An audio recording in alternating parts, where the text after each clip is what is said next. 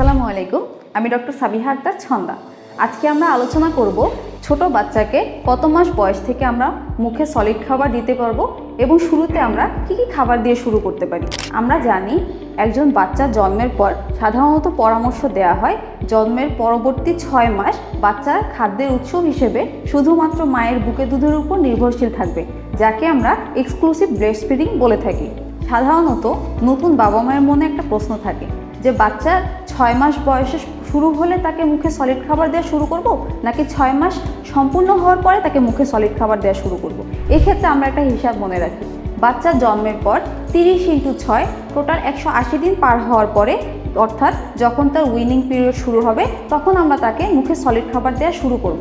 এখন winning period শুরু হলেই তাকে কি মুখে সলিড খাবার দেওয়া যাবে? এক্ষেত্রে আমরা কিছু জিনিস খেয়াল রাখতে পারি, যেমন বাচ্চা কোনো রকম সাপোর্ট ছাড়া নিজে নিজে মাথা সোজা করে রাখতে পারে কিনা, কোনো রকম সাপোর্ট ছাড়া সে বসে থাকতে পারে কিনা, সে কোনো খেলনা বা অন্য জিনিস পেলে মুখে দেয় কিনা, বা অন্য কাউকে খাবার খেতে দেখলে সে সেটা খেতে আগ্রহ দেখায় কিনা। যদি এই সবগুলোর উত্তর হ্যাঁ হয়, তাহলে অবশ্যই আপনি আপনার বাচ্চাকে মুখে সলিড খাবার শুরু করতে পারবেন। তবে বাচ্চাকে একসাথে কয়েকটি খাবার শুরু করবেন না, অল্প অল্প করে একটি একটি খাবার আস্তে আস্তে করে খাওয়ানোর অভ্যাস করুন।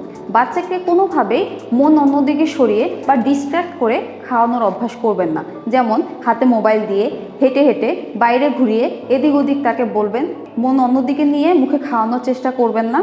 তাকে অন্য বাচ্চা বেশি খায়, আমার বাচ্চা কেন খায় না, বাটি কেন খালি করে না, এত কম কেন খায়, এসবের জন্য জোর করবেন না এবং অতিরিক্ত দুশ্চিন্তা করবেন না। এখন আসা যাক বাচ্চাকে এই সময় কী কী খাবার দেওয়া যেতে পারে। প্রথমেই আসা যাক সবজিতে। সবজির মধ্যে কন্দমূল বা রুট ভেজিটেবল অনন্য। এর মধ্যে রয়েছে লাল আলু বা মিষ্টি আলু এবং গাজর। এছাড়াও পেঁপে, কাঁচা কলা, মিষ্টি কুমড়া জাতীয় সবজিও দেওয়া যেতে পারে। এসব সবজি হালকা ভাপিয়ে নরম করে অথবা সেদ্ধ করে ম্যাশড করেও দেওয়া যেতে পারে। পরবর্তীতে চাইলে ভাতের সাথে মিক্স করেও দিতে পারেন। এরপরে আসি ফলে। প্রথম খাবার হিসেবে আপনি অনায়াসে যে কোনো পুষ্টিকর দেশি ফল চুজ করতে পারেন। সেক্ষেত্রে অবশ্যই আপনাকে কেমিক্যাল এবং প্রিজারভেটিভ মুক্ত ফল কেনার চেষ্টা করতে হবে। পাকা কলা হতে পারে খুব উন্নত মানের এবং পুষ্টিকর একটি খাবার। এছাড়াও পাকা পেঁপে, পানিতে ভিজিয়ে রাখা খেজুর এবং আপেল ইত্যাদিও প্রথম ফল হিসেবে খুবই গুরুত্বপূর্ণ। সাধারণত বাচ্চারা মায়ের বুকের দুধ থেকেই অনেক পুষ্টিগুণ পেয়ে থাকে এবং একজন বাচ্চার 2.5 বছর বয়স পর্যন্ত মায়ের বুকের দুধ খেতে পারে। তারপরও চাইলে আপনি চিজ বা দই দিতে পারেন, তবে বাজারে চিনি, লবণ, প্রিজারভেটিভ যুক্ত প্যাকেটজাত দই এবং চিজ অ্যাভয়েড করা উত্তম।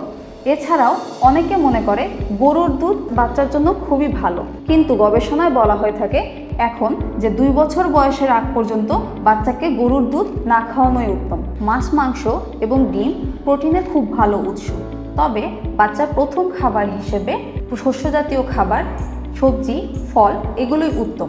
মাছ, মাংস, ডিম এগুলো 1-2 মাস পর থেকে যার যার সামর্থ্য অনুযায়ী আস্তে আস্তে শুরু করতে পারেন।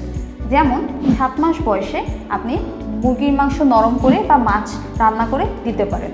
ডিমের কুসুম আপনি 8 মাস বয়সে শুরু করতে পারেন। ডিমের সাদা অংশ যেহেতু হজমে একটু সমস্যা হয়, এটি 10 মাস বয়সে শুরু করতে পারেন। সেরেলাক কিংবা খিচুড়ি, এই খাবারে অনেক ধরনের পুষ্টি উপাদান একসাথে থাকে, সেজন্য বাচ্চা অনেকগুলো খাবার খেলে যে পুষ্টিটা পায় তা শুধু সেরেলাক বা খিচুড়ি খেলেই সে পেয়ে যাচ্ছে। এজন্য চাইলে প্রতিদিনের খাদ্য তালিকায় সেরেলাক বা খিচুড়ি রাখতে পারেন। এর ফলে বাচ্চার শারীরিক ও মানসিক বিকাশে সহায়তা হবে। তবে অবশ্যই খেয়াল রাখবেন আপনার বাচ্চাকে যে সেরেলাক দিচ্ছেন তা যেন অবশ্যই প্রিজারভেটিভ মুক্ত হয় এবং কেমিক্যাল মুক্ত হয়। আপনার শিশুর সুস্থ ভবিষ্যৎ কিন্তু এই সময়টাতেই শুরু হয়, তাই অবহেলা না করে সচেতন হতে হবে। সুস্থ, সুন্দর ও স্বাস্থ্যবান ভবিষ্যৎ হোক প্রত্যেকটি শিশুর।